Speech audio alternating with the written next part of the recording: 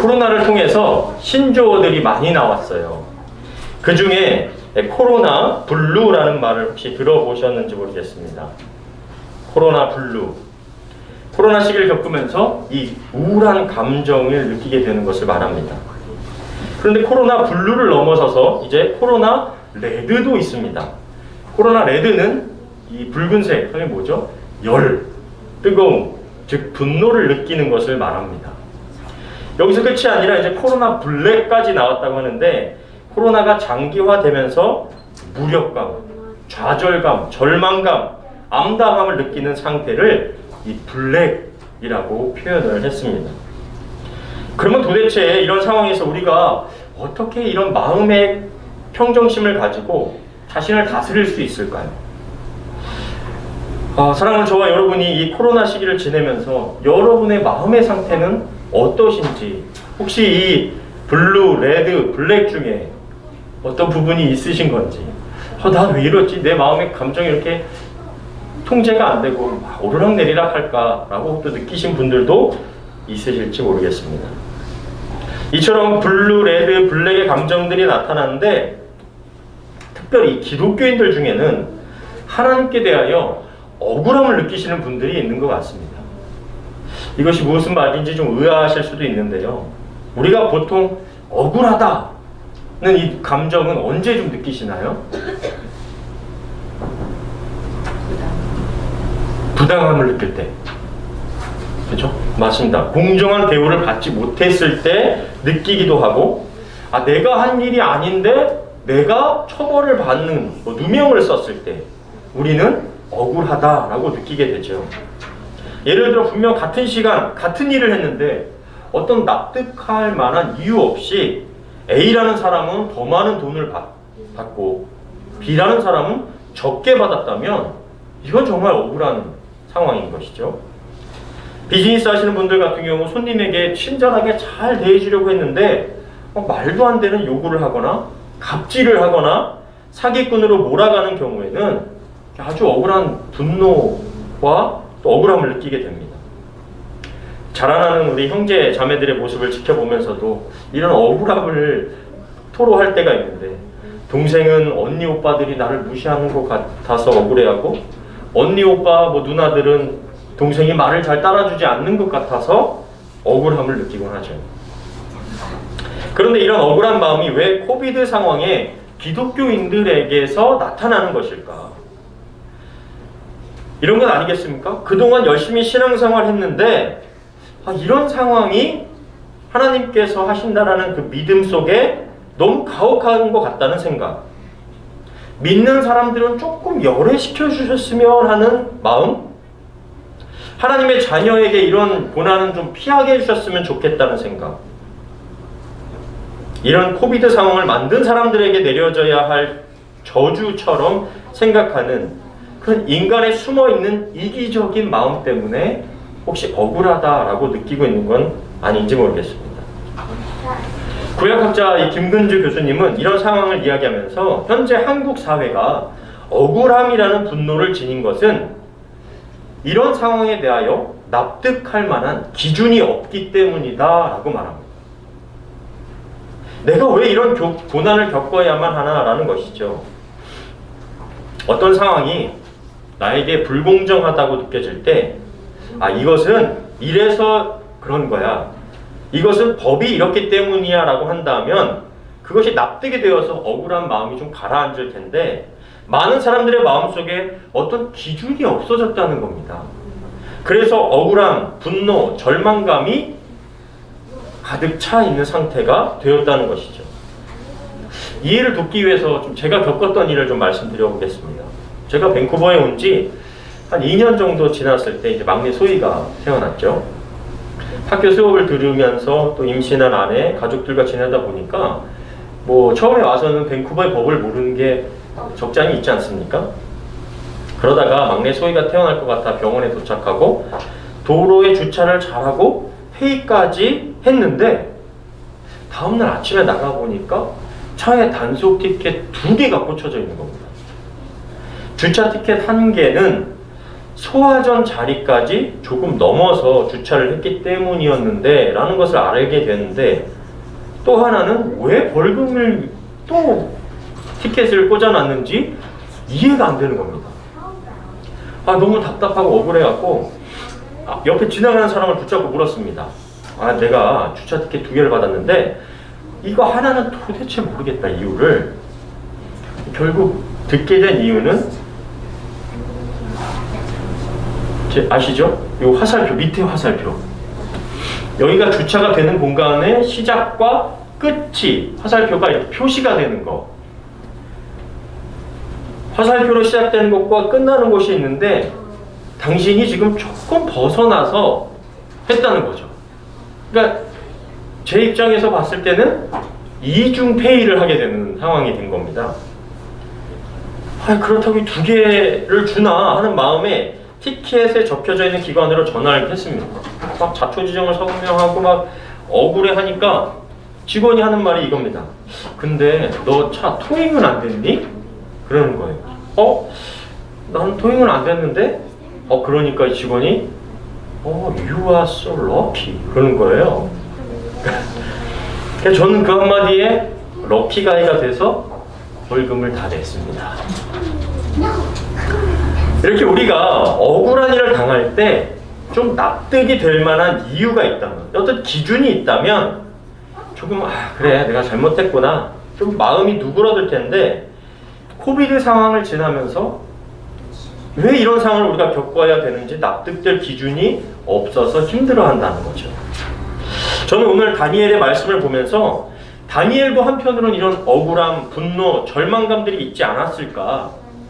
자신이 원한 삶도 아니고 어떤 힘에 의해서 끌려가 포로가 되는 것이 마치 우리가 이러한 코로나 상황에 둘러싸여 조심하고 거리를 두고 조금 몸만 이렇게 기침만 해도 괜찮은 건가 하는 어떤 그런 의심의 상황이, 그런 상황과 환경이 비슷하다라는 생각이 들었습니다. 바벨론의 포로가 되어 낯선 땅에 적응하는 것도 쉽지 않았을 것이고, 이방의 사람들 틈에서 살아남으려고 얼마나 노력하며 눈치를 보며 살았겠습니까? 그런 가운데 하나님에 대한 믿음을 저버리지 않고 살았음에도 돌아오는 것은 사람들의 시기와 질투, 목숨까지 빼앗아가려는 시도가 자신에게 계속된다면 하나님께 대하여 억울한 마음이 들지 않겠습니까? 오늘 보셨던 다니엘서 6장은 다니엘서 1장, 우리가 처음에 읽었던 다니엘서 1장과의 시간 차이가 아주 큽니다. 다니엘서 1장에서 다니엘과 세 친구들의 나이는 청소년기의 사람들이었다면, 이 다니엘서 6장의 다니엘은 이제 노년의 사람이 되었습니다. 이런 시간 차이 동안 국가적인 차이도 있습니다. 바벨론이란 나라는 전쟁을 통해서 메데와 바사라는 나라와 전쟁을 통해서 정복이 되게 되고, 후에는 이 페르시아라는 이름으로 바뀌게 되는데, 그 페르시아의 정복을 당하게 되는 과정까지 다니엘이 다 겪게 되는 것이죠. 그래서 다니엘서 1장에서부터 6장까지 왕들이 계속 바뀌는데, 느부갓네살, 에윌므로닥, 벨사살이라는 바벨론의 왕들을 거쳐서 메데라는 나라의 왕 다리오가 다스리는 순간에도 다니엘은 쫓겨나거나 잘리거나 하지 아니하고 총리로서 계속 세워졌습니다. 여러분, 이것이 얼마나 대단한 일이고 일어나기 어려운 일인가라는 거 잘 아실 거예요. 한 나라의 대통령이 바뀌면 장차관들이 대부분 다 바뀌죠. 심지어 담임 목사님이 바뀌시면 부목사님들도 바뀌는데, 고대 사회에서 왕이 바뀌었는데 총리가 바뀌지 않았다는 것은 정말 대단한 일입니다. 다니엘서 6장 3절입니다. 다니엘은 마음이 민첩하여 총리들과 고관들 위에 뛰어남으로 왕이 그를 세워 전국을 다스리게 하고자 한지라. 여기서 민첩하다라는 것은 총명하다라는 뜻으로 사용되기도 하고 특별하다라는 뜻으로도 쓸 수가 있습니다. 그러니까 다니엘은 어떤 뛰어난 사람들보다도 특별하고 아주 뛰어났던 인재였던 것이죠.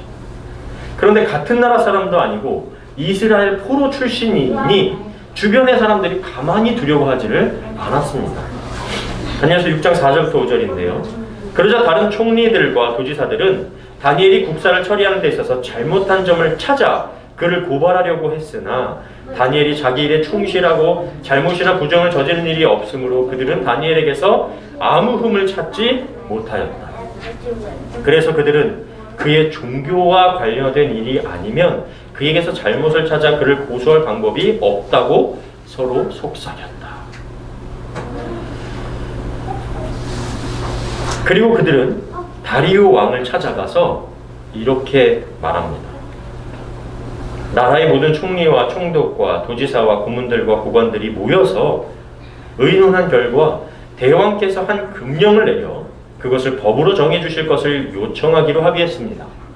그것은 지금부터 30일 동안 누구든지 왕 외에 어느 신에게나 사람에게 기도하는 자를 사자굴에 던져넣기로 한 것입니다. 아니, 신하들이 왕에게 법을 만들자고 하는데 이게 무슨 법입니까? 신에게 구하는 것을 금지하는 법인데, 아니, 이런 법이 만들어질 수가 있는 건가요? 개인이 기도하는 것까지 막을 수 있는 거냐는 것이죠. 뭐 속으로 기도하고 있을 수도 있고. 그런데 이런 법을 어떻게 만들 수가 있냐는 거죠. 지금 생각하면 말도 안 되는데 이 법을 정하는 데 있어서 왕이 허락을 한 이유는 뭘까?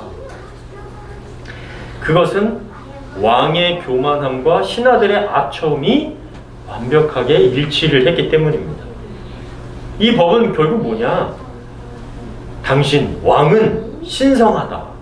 다리오 왕이 신이십니다. 라고 치켜세우고 있는 거죠. 그러니 다리오는 기분이 좋아서 허락을 하게 되는 것이고, 신하들은 하나님을 섬기는 다니엘을 처단할 기회도 잡게 된 것입니다. 우리가 늘 이런 교만과 주변의 아첨을 조심해야 하는 이유죠. 우리가 살아가면서 다 납득이 되고 이해가 되는 상황만 겪으면 참 힘들다 라는 말이 안 나올 겁니다. 이렇게 혼란스럽지? 라는 말이 안 나올 거예요. 그런데 나는 괜찮은 사람인데, 나는 정말 정상적인데 이해가 안 되는 사람들 때문에 힘이 들고 이상한 상황을 해결해야 되는 일들이 계속 발생하니까 우리는 그 힘들다, 혼란스럽다, 복잡하다라고 느껴집니다. 다니엘도 누구보다 총명하고 민첩하며 특별한 은혜로 나라가 바뀌고 왕이 바뀌는데도 끝까지 쓰임을 받는데 왜 이런 상황과 시련이 찾아오냐는 것이죠. 그리고 시련이 찾아오는 것보다 더 중요한 것은 이런 상황을 만나는 다니엘, 그리고 우리들은 어떻게 해야 되느냐는 것이죠. 코비드, 블루, 레드, 어떤 이런 블랙의 감정에 휩쓸리지 않고 우리가 이런 혼란한 상황과 환경 속에서 어떻게 평안함을 유지할 수 있을까요? 저는 다니엘의 모습을 통해서 오늘 세 단어를 좀 같이 함께 나누고자 합니다.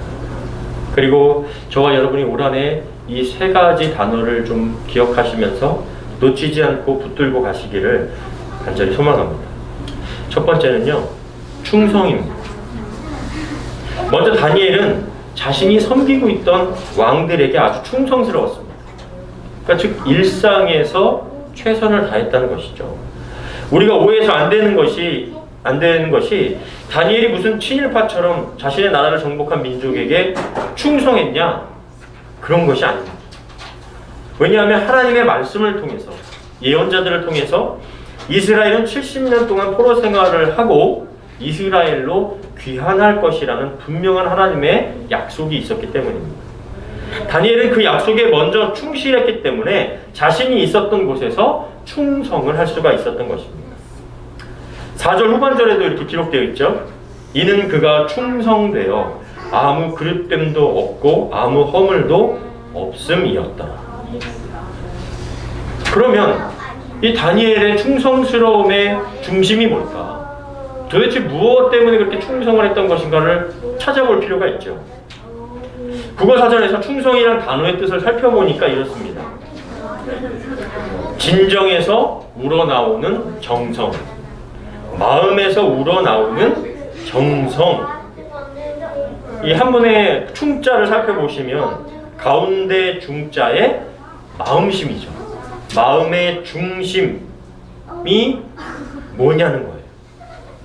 즉 어떤 다른 이유가 아니라 마음의 중심에서 진정으로 우러나오는 정성으로 대하고 있는 것이 충성입니다. 그럼 다니엘이 무엇을 그렇게 마음을 다해서 정성을 들였냐는 거예요. 다니엘에게 충성의 이유를 찾는다면 어떤 것이 어울린다고 좀 생각하십니까?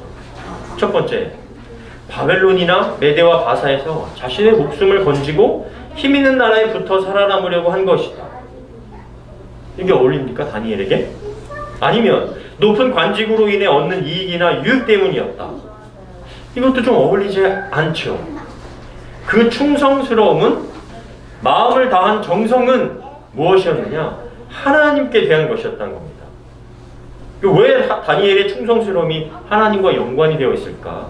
바로 오늘 읽었던 말씀입니다. 같이 한번 읽어보겠습니다. 시작. 다니엘은 그 조서에 어인이 찍힌 것을 알고도 자기 집으로 돌아가 예루살렘을 향해 창문을 열어둔 자기 다락방에서 전에 항상 하던 대로 하루 3번씩 무릎을 꿇고 기도하며 그의 하나님께 감사하였다. 다리오 왕이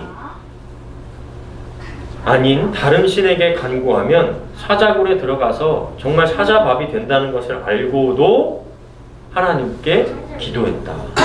다시 말해, 나를 노리고 만들어진 법이 반포되었다는 것을 알지만 전에 항상 하던 대로 하나님께 하루 3번씩 무릎 꿇고 기도하며 감사하였다는 거예요. 저도 다른 사람의 비즈니스에서 회의를 받으면서 일을 하죠. 그래서 아무리 충성스럽게 일한다고 해도요, 조금 불합리한 일을 시킨다거나 적절한 대우를 받지 못하면 화가 나고 원망할 때가 있습니다. 그런데 다니엘은 그 정도의 상황이 아니라 자신의 지금 목숨을 노리고 있는 상황, 억울하고 막 분노가 치밀어서 를 해야 되겠다라고 할 수 있는 상황에서 예루살렘을 향해 열린 창문으로 나가 변하지 않고 하루에 3번씩 기도했다는 거예요. 그리고 그 기도의 내용이 뭐라고요? 감사했다는 겁니다. 여러분, 우리가 하나님께 무엇을 바라고 기도하기 전에 우리는 얼마나 하나님 앞에 충성스러운 사람이었는가를 한번 생각해 보시길 바랍니다. 우리가 하나님께 구하기 위해 열어놓은 창문은 어떤 창문이고 무엇을 하나님께 요구했었는가라는 것이죠. 우리의 기독교가 세상의 다른 종교와 극명하게 다른 것은, 세상의 다른 종교는 내가 원하는 것을 바라고 내가 원하는 수준에 도달하려고 내가 노력하는 것이지만, 기독교는 하나님이 원하시는 삶을 살기 위해 주님의 뜻을 따르고 쫓기 위해 산다는 거예요. 그래서 기도가 다른 종교가 다 똑같이 기도하는 것 같지만 그 내용이, 그 중심이 다르다는 겁니다. 놀라운 것은 하나님께서 원하시는 삶, 그분의 나라를 위해 사는 사람은 하나님께서 그저 버려두지 않으시고 그 사람과 그 가정과 그 교회를 통해서 역사하신다는 거예요. 그래서 다니엘의 기도는 그저 습관을 쫓는 종교 행위적인 기도가 아니라 하나님을 인정하고 그분께 마음을 드리는, 충성을 다하는 그 정성을 드렸던 겁니다.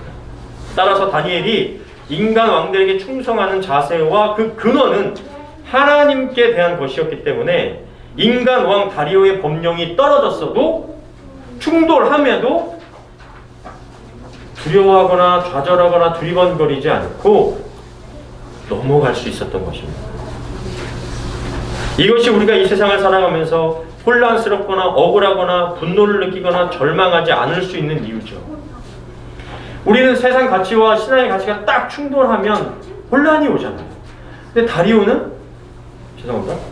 다니엘은 충돌하는 순간 하나님의 법이 자신 안에서 더 강하게 역사했기 때문에 혼란이 없는 겁니다.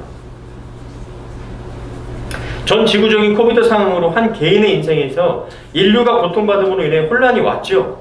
그래서 세상의 가치가 무너지니까 사람들의 정신과 내면이 혼란스럽고 아프다라고 하는 거죠. 블루, 레드, 블랙의 감정들이 막 몰려오는 겁니다. 우리도 살면서 세상의 가치와 신앙의 가치가 충돌할 때가 너무 많지만 하나님께 우리의 마음의 정성을 다할 때 충성을 들을 때 세상의 가치가 무너져도 혼란스럽지 않게 될 줄 믿습니다.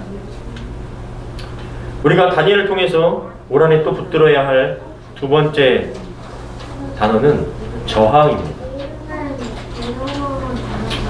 다니엘이 어떤 악한 감정을 가지고 저항한 것이 아니죠. 왕을 막 싫어가지고 나는 이스라엘 사람인데 저 다리오 물러가라 뭐 이런 것이 아니라 하나님을 붙들었기 때문에 세상 법에 저항한 것처럼 보여지는 겁니다. 우리가 세상을 살아가면서 늘 인식해야 될 것이 있습니다. 낯선 땅에서 신앙을 지킨다라는 의식, 하나님이 없는 곳에서 신앙을 지키며 산다는 의식, 더불어 나는 이 땅에 왔다가 하나님 나라로 고향으로 돌아가는 나그네와 같은 인생이다, 나그네와 같은 삶이다라는 의식이 있어야 합니다. 그렇지 않으면 어느새 세상과 하나 되고 있는 나 자신을 발견하게 되고 신앙 안에서 내가 적당히 타협하면서 합리화하면서 기회주의자로 살고 있는 내 자신을 보게 될 것입니다. 저는 우리가 신앙생활을 하면서 하나님을 향한 믿음 때문에 내가 세상을 저항하고 있다라는 그런 경험을 하실 수 있기를 바랍니다. 세상의 가치를 그저 막연하게 수용하지 않고 거부감을 느끼고 이거 어떻게 하면 내가 지혜롭게 대처할 수 있을까? 어떻게 하나님의 뜻이 내 뜻이 될 수 있을까를 함께 고민할 수 있기를 바라고, 그런 고민을 하고 있다는 건 다른 표현으로 하나님이 우리와 함께 하고 있다는 증거가 될 줄 믿습니다. 저는 그 저항할 수 있는 힘은 결국 말씀에서 온다고 믿습니다. 이 하나님의 말씀이 기준되지 않으면 저항할 수 있는 기준이 없기 때문이죠. 세상 가치에 따라서 휘둘리며 살 수밖에 없습니다. 우리는 순간순간 주님이 공급자 되신다는 믿음을 돈 앞에서 놓쳐버릴 때가 너무나도 많기 때문이죠. 에베소서에서 바울은 마귀의 관계를 막기 위해 성령의 전신갑주를 입으라는 말을 하는데, 유일하게 그리스도인들이 마귀의 관계를 공격할 수 있는 공격의 도구를 소개하면서 이렇게 말씀합니다. 한번 같이 읽겠습니다. 시작. 구원의 투구와 성령의 검, 곧 하나님의 말씀을 가지라. 아멘. 올 한해 하나님의 말씀이 우리 생각의 기준이 되고 검이 되어서 이 말씀의 가치로 세상의 그런 가벼운 가치, 인간을 돈처럼, 물질처럼, 도구처럼 가벼이 여기는 세상에 저항할 수 있는 그 힘을 가지실 수 있기를 바랍니다. 마지막은 기도입니다. 기도는 우리의 간구를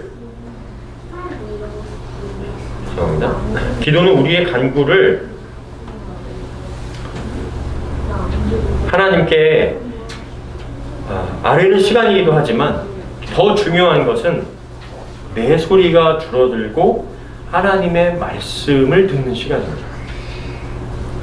내 개인의 욕구와 욕망을 막 나열하다가 어느 순간 찾아오는 주님의 질문에 대답을 해야 되는 시간입니다. 내가 진짜 원하는 것이 무엇인지 기도를 통해서 다시 대면하는 시간이고, 그 요구가 하나님의 뜻과 일치하는가를 점검하는 시간이 기도입니다. 그래서 기도 시간은 하나님 앞에서 내 자신이 벌거벗은 것 같이 거짓 없이 드러나는 시간이 기도 시간입니다. 결국 내 뜻이 아니라 하나님 아버지께서 모든 것을 이루셨고 이루실 것이라는 확신과 은혜를 누리며 감사드리는 시간이 기도의 시간입니다. 그리고 그러한 기도에 하나님은 응답하여 주십니다. 다니엘서 6장 16절입니다. 그래서 왕은 하는 수 없이 명령을 내리고 말았다. 그러자 그들은 다니엘을 끌어다가 사자굴에 던져 넣었다. 그때 왕은 다니엘에게 내가 항상 섬기는 내 하나님이 너를 구원하시기 바란다 하고 말했다. 다리오 왕도 다니엘을 신임하고 있었는데 그런 아첨하는 자들로 인해서 세워진 그 법에 의해서 어쩔 수 없이 다니엘을 사자굴에 넣을 수밖에 없었던 겁니다. 그런데 다리오 왕이 다니엘에게 말하는 거죠. 내가 섬기는 하나님이 너를 구원해 주시기를 바란다. 우리는 기독교가 개독교라고 불린다고 사람들의 눈치를 살핍니다. 교회가 욕을 먹는다는 것 때문에 때때로는 위축이 됩니다. 요즘은 전도도 쉽게 할 수 없다고 하죠. 그런데 우리가 먼저 하나님을 부끄러워하지 않는다면 어떨까요? 우리가 먼저 하나님께 영광 돌리는 삶을 살아보면 어떨까요? 세상의 왕도 하나님을 인정하고 그분의 구원하심을 기대하며 말하는데 우리가 하나님께 충성하고 정성을 다하며 말씀과 기도의 삶으로 일상을 감사로 살아가면 채워가면 어떨까요? 사자굴에 던져진 이 충성스러운 다니엘이 걱정된 왕이 잠을 막 설칩니다. 말씀에 나와요. 잠을 설치고 새벽에 찾아와 다니엘의 생사 여부를 묻습니다. 그리고 다니엘이 이렇게 말합니다. 나의 하나님이 자기 천사를 보내 사자들의 입을 막았으므로 사자들이 나를 해치지 않았습니다. 그분이 이렇게 하신 것은 나에게 죄가 없음을 아셨기 때문입니다. 왕이시여, 나는 또 왕에게도 잘못한 것이 없습니다. 그러자 왕은 너무 기뻐서 어쩔 줄 모르며 다니엘을 사자굴에서 끌어올리라고 명령하였다. 다니엘이 이 사자굴에서 올라왔을 때 그 몸이 하나도 상하지 않았다. 이것은 그가 자기 하나님을 신뢰하였기 때문입니다. 마치 한국의 교회가 또 신앙을 가진 사람들이 오해를 받고 모함을 받았지만 죄가 없다는 것, 또 하나님 앞에 성실했다는 것, 그것이 모든 것이 오해가 풀어지고 하나님 안에서 칭찬받는 것과 같은 그런 모습이 이런 말씀이 아닐까라는 생각도 해봅니다. 예수님께서는 이런 말씀도 하셨습니다. 마가복음 8장 38절인데요. 누구든지 이 음란하고 죄 많은 세대에서 나와 내 말을 부끄러워하면 나도 아버지의 영광으로 거룩한 천사들과 함께 올 때 그를 부끄러워할 것이다. 성경은 등장하는 많은 인물들을 통해 인간의 유약함과 죄성을 보여주면서도 하나님을 붙드는 사람들에게 이런 역전의 은혜를 허락하여 주십니다. 다니엘도 그 대표자 중에 한 사람이죠. 이제 다리오 왕이 말하는 것을 한번 들어보십시오. 내가 이제 조서를 내리노라. 내 나라 관할 아래에 있는 사람들은 다 다니엘이 하나님 앞에서 떨며 두려워할지니 그는 살아계시는 하나님이시요 영원히 변하지 않으실 이시며 그의 나라는 멸망하지 아니할 것이요 그의 권세는 무궁할 것이며 그는 구원도 하시며 건져내시기도 하시며 하늘에서든지 땅에서든지 이적과 기사를 행하시는 이로써 다니엘을 구원하여 사자 입에서 벗어나게 하셨음이라 하였더라. 이 다니엘이 다리오 왕의 시대와 바사 사람 고레스 왕의 시대에 형통하였더라. 하나님께 충성된 자, 하나님의 말씀으로 세상을 향해서 저항할 수 있는 자, 하나님의 음성을 들으며 감사의 기도를 드리는 자는 어떤 상황과 환경 속에서도 의연함을 잃지 않으며 담대하게 승리하게 될 줄 믿습니다. 우리의 관심이 하나님을 잘 믿어 이 다니엘의 끝의 말씀처럼 형통하게 되는 것보다 하나님께 충성이 되기를 바라고 올 한해 말씀과 기도로 기준을 잡아가실 수 있는 한 해가 되시기를 주님의 이름으로 간절히 축원합니다. 아멘.